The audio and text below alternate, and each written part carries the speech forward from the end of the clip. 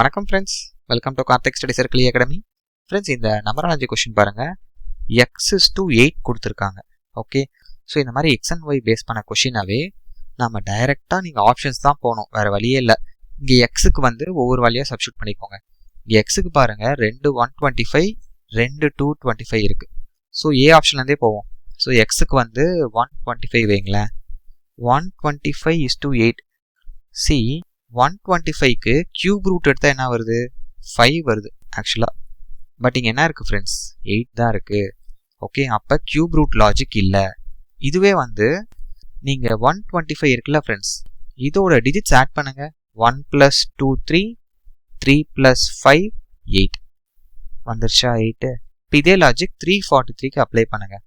So 343யோட digits add பண்ணோம்னா என்னது? 3 + 4 7 7 + 3 10. Okay, but ஏ ஆப்ஷனில் பாருங்கள் ஒய்க்கு வந்து 5 தான் இருக்குது. அதுவே பி ஆப்ஷனில் ஒய்க்கு 10 இருக்குது. அப்போ ஆப்ஷன் பி தான் கரெக்ட் ஆன்சர். அப்போ இந்த கொஷினுக்கு லாஜிக் என்னது? இந்த நம்பரோட டிஜிட்ஸ் ஆட் பண்ணுறோம். சம் ஆஃப் த டிஜிட்ஸ் தான் லாஜிக். கிளியராக இருக்கா ஃப்ரெண்ட்ஸ்? தேங்க்யூ.